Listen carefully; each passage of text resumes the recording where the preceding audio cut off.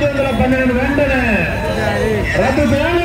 వెంటనే ప్రజా వ్యతిరేకమైన జీవో నంబర్ 512 వెంటనే ప్రజా వ్యతిరేకమైన జీవో నంబర్ 512 వెంటనే న్యాయవాదుల ఐక్యత వెంటనే న్యాయవాదుల ఐక్యత రద్దు చేయాలి. జీవో నంబర్ 512 వెంటనే ప్రజా వ్యతిరేకమైన జీవో నంబర్ 512 వెంటనే ప్రజా వ్యతిరేకమైన జీవో నంబర్ 512 వెంటనే ఐక్యత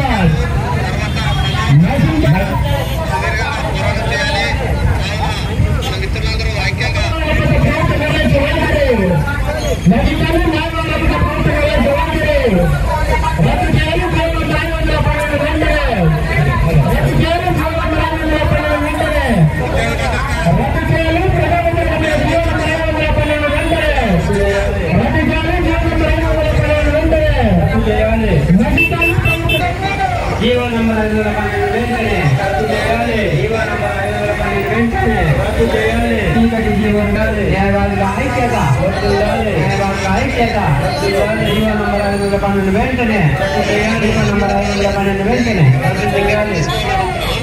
వెంటనే సైకో పోవాలి. సమగ్ర శిక్ష ఉద్యోగుల సీఎం సీఎం అందరికీ ఏమంటే మన కేజీబీ ఉద్యోగుల సంఖ్య అధికంగా ఉంది. ఈ రాష్ట్ర వ్యాప్తంగా జరిగిన చర్చ ఏంటంటే అందరికంటే కూడా కేజీబీ ఉద్యోగుల సంఖ్య బలమైనటువంటి సంఖ్య. వాళ్ళు రద్దు చేయాలి 512 చట్టాన్ని, రద్దు చేయాలి 512 చట్టాన్ని, రద్దు చేయాలి 512 చట్టాన్ని. ఆంధ్రప్రదేశ్ టైటిలింగ్ యాక్ట్ 2002 వెంటనే 2022 వెంటనే జీవో నంబర్ 512 వెంటనే జీవో నంబర్ 512 వెంటనే న్యాయవాదుల ఐక్యత న్యాయవాదుల ఐక్యత న్యాయవాదుల ఐక్యత న్యాయవాదుల ఐక్యత భూ యాజమాన్య హక్కు చట్టాన్ని వెంటనే భూ యాజమాన్య హక్కు చట్టాన్ని వెంటనే జీవో నంబర్ 512 వెంటనే జీవో నంబర్ 512 వెంటనే. ఈ చట్టం వల్ల మనం రేపు పొద్దున ఈ ల్యాండ్ మీద కానీ పొలం మీద కానీ ప్లాట్ల మీద కానీ మనం రుణం పొందాలి అని చెప్తే కంపల్సరీగా మనము ఎంఆర్ఓ దగ్గరికి వెళ్ళి పర్మిషన్ తీసుకోవాలంట. అంటే మన ల్యాండ్ మీద మనం బ్యాంకుకు పోయి మన ల్యాండ్ మీద ఫైనాన్స్ పోయి మనం పోయి లోన్ పొందాలి అని చెప్తే కంపల్సరీగా ఎంఆర్ఓ దగ్గర పోయి మనము సర్టిఫికేట్ తీసుకోవాలి. ఆ సర్టిఫికేట్ వాడు ఊరికి ఇస్తాడా? ఊరికి ఇవ్వడు. కంపల్సరీగా వాడికి లంచం ఇవ్వాల్సిందే. లంచం ఇవ్వకపోతే వాడు ఏదో రకంగా ఈ పేరు మీద లేదనో ఇంకోటి లేదనో వాడు మనకు సర్టిఫికేట్ ఇవ్వడు. కాబట్టి ఫైనాన్షియల్ ఇన్స్టిట్యూషన్స్ కానీ బ్యాంక్స్ కానీ మనం ఇల్లు కట్టుకోవాలన్నా మన పొలం మీద లోన్ పొందాలన్నా కానీ మనకు రుణాలు రావు. కాబట్టి ఈ చట్టం చాలా ఘోరంగా ఉంటుంది. రేపు పొద్దున మన యొక్క అధికారాలన్నీ చట్టం మీద ఉన్న అధికారాలన్నీ గవర్నమెంట్ పొలం మీద ల్యాండ్ మీద ఉన్న అధికారాలన్నీ ఆటోమేటిక్గా ఎంఆర్ఓ చేతిలోనూ చేసేసుకుంటే మనము ఎలాంటి లోన్ పొందలేము. కాబట్టి మనం ఈ యొక్క చట్టాన్ని ఎంతో తొందరగా వ్యతిరేకిస్తే అంత మంచిది. కాబట్టి మేము ఈ యొక్క రాష్ట్ర ప్రభుత్వం డిమాండ్ ఒకటి ఏమంటే వెంటనే రద్దు చేయకపోతే రేపు రాకపోతే మీకు చుక్కలు చూపిస్తామని చెప్పి సభకు నేను డిమాండ్ చేస్తా ఉన్నాను. జగన్మోహన్ రెడ్డి గారు చేసిన అరసికాలు దోపిడీలు ఈ భూ హక్కుల చట్టం కాదు, ఇది భూ కబ్జాల చట్టం. ఇది భూ హక్కుల చట్టం కాదు, భూ కబ్జాల చట్టం.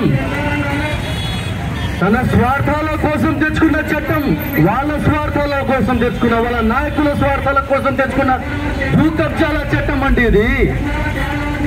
ఏం మోసం చేసినారు జగన్మోహన్ రెడ్డి గారు మీరు. ప్రజలని తలపైన చేయి పెట్టి వెంకల నుంచి బావిలోకి తొబ్బిన చట్టాన్ని తీసుకుని వచ్చినారు మీరు. ఇదేనా మీ రాజకీయం? ఇదేనా మీ రాజకీయం? మానుకోండి, మీ ముండితనాన్ని మానుకోండి. జగన్మోహన్ రెడ్డి సీఎం గారు మీ ముండితనాన్ని మానుకోండి. ఎంతో మంది ప్రజలని రోడ్డు పైకి తెచ్చినారు, అది మీ ప్రభుత్వమే. మీ ప్రభుత్వంలోనే ఇంతమంది రోడ్ల పైన వచ్చినారు. మీ హామీలు ఇచ్చిన హామీలు కూడా నెరవేర్చలేకుండా ముఖ్యమంత్రి సీఎం మీరు. ఏంటండి ఇది? ఏమిది? ఈ ఈ చట్టంలో రేపు పొద్దున ఏం జరుగుతుంది మీకు తెలుసా? న్యాయం మీ వాళ్ళకి న్యాయం అవుతుంది, ఈదవానికి న్యాయం కాదు, సామాన్య వ్యక్తికి న్యాయం కాదు. వాళ్ళు ఏం చేసుకుంటాడు? ఊరేసుకుంటాడో, లేదా వానికి ధైర్యం ఉంటే వాడు చంపుతాడో, మర్డర్లు అవుతాయో, ఏమేమవుతాయో. దానికి కారణం మీ ప్రభుత్వం, దానికి కారణం మీరే, ముఖ్యమంత్రి జగన్మోహన్ రెడ్డి గారు. దానికి కారణం మీరే. ఈ చట్టం గురించి ఏదైనా జరిగితేనే దానికి కారణం సీఎమే.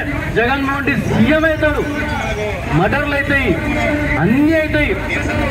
దానికి కారణం మీరే అవుతారు సార్. మానుకోండి, ఈ చట్టాన్ని రద్దు చేయండి సార్.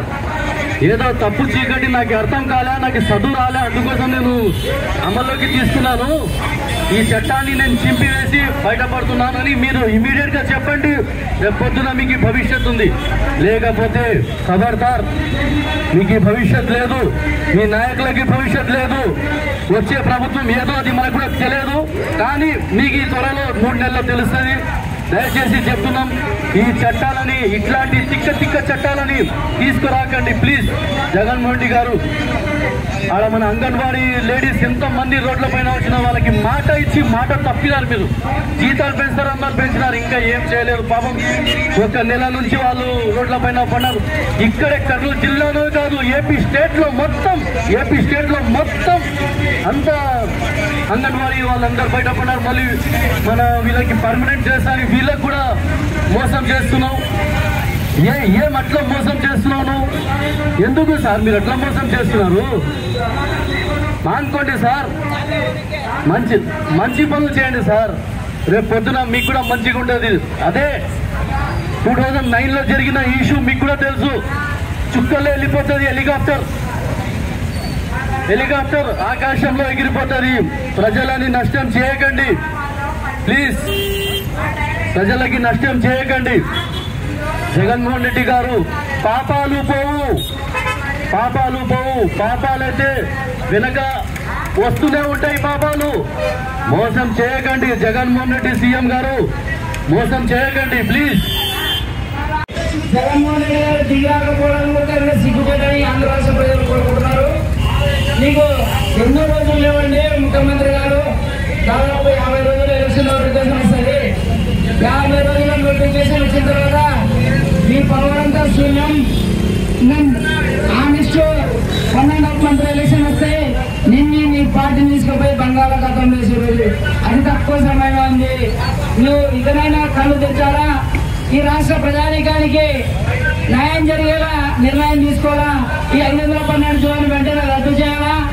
మాకు మా శిబిరాలకు ఇటుపక్క ఆ అంగన్వాడీ ఆశా కార్యకర్తలకు నేను ఇవి ఇస్తాను అవి ఇస్తానని చెప్పేసి ఈ ఆంధ్ర రాష్ట్ర ప్రజల్ని మోసం చేసినటువంటి జగన్మోహన్ రెడ్డి, నీవు తెలంగాణ ప్రభుత్వానికన్నా నేను 1000 రూపాయలు ఎక్కిస్తా అని చెప్పేసి ఆశా కార్యకర్తలకు, అంగన్వాడీ టీచర్లకు నీకు ప్రమోషన్ ఇస్తానని, రిటైర్మెంట్ పెంచుతానని చెప్పేసి, పర్మనెంట్ చేస్తానని చెప్పేసి చేసినటువంటి మోసపూరితమైన వాగ్దానాలు ఈ రోజు నెరవేర్చాలని చెప్పేసి మా అక్క చెల్లెళ్ళందరూ రోడ్డు మీదకి వచ్చి ఈ రోజు చేస్తున్నారు.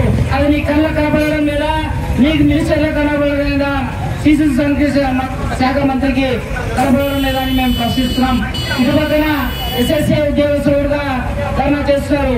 వారికి న్యాయమైన డిమాండ్లు నెరవేర్చడానికి నీ వైసీపీ ప్రభుత్వం మేము నిద్రపోతుందా? నీకు 50 రోజుల్లో నీ అంతమైపోతావు, నీ ప్రభుత్వం బంగాళాఖాతంలో కలిసిపోతుందని చెప్పేసి చెప్తున్నాం. యావత్తు ఆంధ్రప్రదేశ్ లో ఉన్నటువంటి న్యాయవాదులు దాదాపుగా సుమారుగా 1,00,000 మంది దాకా అవుతారు. వివిధ కోర్టులో కానీ హైకోర్టులో కానీ వీరందరూ కూడా తలా 3 ఓట్లు 4 ఓట్లు 4 లక్షల ఓట్లు. అంగన్వాడీ ఆశయ కార్యకర్తలు 5 లక్షల మంది ఓట్లు. వీళ్ళందరూ వ్యతిరేక ఓట్లంతా నీకు ఖచ్చితంగా పడతాయి. నువ్వు ఓడిపోయేది గ్యారంటీ. నీ శాపం నువ్వే కోరుకుంటున్నావు, నీ తర్వాత నువ్వు రాసుకుంటున్నావు. రాబోయే రోజుల్లో వైసీపీ ప్రభుత్వం కానీ నీ ఎమ్మెల్యేలు కానీ అందరూ ఓడిపోతారు. నెక్స్ట్ వచ్చే ప్రభుత్వం అందరూ కూడా జగన్కు వ్యతిరేకంగా ఓటు వేసే రోజు వచ్చింది. వాటన్నిటినీ మీరు గమనించాలా? ఇకనైనా దిగొచ్చి అంగన్వాడీ కార్యకర్తలు కానీ మిగతా ప్రభుత్వ కాంట్రాక్ట్ అవుట్సోర్సింగ్ ఉద్యోగస్తులకు కూడా నెరవేర్చాలా? న్యాయవాదులకు న్యాయమైన డిమాండ్ అయినటువంటి 512 జీవోని వెంటనే వెనక్కి తీసుకొని అదే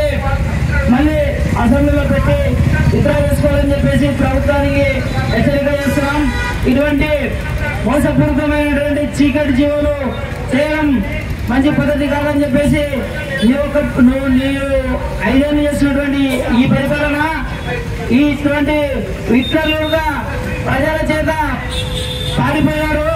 నువ్వేం పర్మనెంట్ కాదు, ఈ దక్షిణ కొరియా కిమ్ కాదు, నువ్వు నీ నిర్ణయాలు తీసుకోవడానికి. రాజులు రాజ్యాలు ఏమో ఇందిరాగాంధీ లాంటి వాళ్ళు ఓడిపోయినారు, రాజీవ్ గాంధీ లాంటి వాళ్ళు ఓడిపోయారు, భారతదేశంలో ఉన్నటువంటి పెద్ద పెద్ద పార్టీలన్నీ ఓడిపోయినాయి.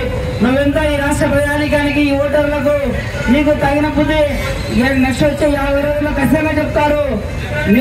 నీవు ఈ పార్టీ బంగాళాఖాతంలో ఖచ్చితంగా కలుసునని చెప్పేసి మేము తారాఖండిగా చెప్తున్నాం. ఇది న్యాయమైన డిమాండ్. న్యాయవాదులందరూ కూడా దీనికి మద్దతు చేయాలా. ఇది జియో బయట వాళ్ళు ఉన్నటువంటి అర్థం ఏంటంటే రాష్ట్రంలోని ప్రతి ఒక్క స్థిరాస్తులు అంటే ఎకరం ఉంటుంది, 2 ఎకరాలు ఉంటాయి, 5 ఎకరాలు, 10 ఎకరాలు, 100 ఎకరాలు ఉంటాయి. తర్వాత 1 సెంటు, 2 సెంటు, 10 సెంట్ల స్థలాలు ఉంటాయి. వాటన్నిటిని ఇమ్మబుల్ ప్రాపర్టీస్ అంటారు. ఇమ్మబుల్ ప్రాపర్టీస్ అంటే స్థిరాస్తులు. ఈ స్థిరాస్తుల వాళ్ళు ఏ ఒక్కరు కూడా కోర్టు పోవద్దు, కోర్టులో కేసు వేసుకోకూడదు అని చెప్పేసి దీంట్లో ఆయన తీసుకొచ్చేటువంటి అర్థం. ఇప్పుడే కొంతమంది క్లయింట్స్ మా దగ్గరికి వస్తుంటే కోర్టులో కేసులు ఫైల్ చేస్తుంటే కోర్టులో ఉన్నటువంటి సూపరింటెంట్లు ఈ కోర్టులో ఫైల్ చేయడానికి లేదు, రెవెన్యూ కోర్టు పోయి మీరు చేయాలని చెప్పేసి అన్ని కోర్టుల్లో రిటర్న్ చేస్తున్నారు. అంటే జీవో ఇంప్లిమెంట్ అయ్యిందని అర్థం. అది అందరికి సర్క్యులర్ వచ్చేసినాయి కోర్టులకు. కాబట్టి ఈ రాష్ట్రంలో ఉన్నటువంటి ప్రజానికమంతా నిన్ను ఈ జీవోను వ్యతిరేకిస్తున్నారు. నువ్వు త్వరలోనే ఖచ్చితంగా మంచి సమితితో కలిగి ఈ జీవోను వెనక్కి తీసుకోవాలని చెప్పేసి చెప్తున్నాం. లేకపోతే ఈ రాష్ట్ర ప్రజానీకం కానీ ఈ రాష్ట్రంలో ఉన్నటువంటి స్థిరాస్తి ఉన్నటువంటి రైతులు, స్థలాలు ఉన్నటువంటి యజమానులు, ఇండిపెండెంట్ హౌస్ ఉన్న యజమానులందరూ కూడా రావాలా. ఇది న్యాయవాదులు ఏదో వాళ్ళకి నష్టం జరిగిందని కాదు, కానీ యావత్ ప్రజానీకం కోసం ముందు చూపుతో చేసినటువంటి ఈ పోరాటానికి అందరూ సంఘీభావం తెలియాలా. ఎవరైనా సరే అందరు బాధితులవుతారు. రేపొద్దున మీరెల్లా బాధితులైనప్పుడు రెవెన్యూ ఆఫీస్ పోతే రెవెన్యూ ఆఫీసులో ఒక తహసీల్దార్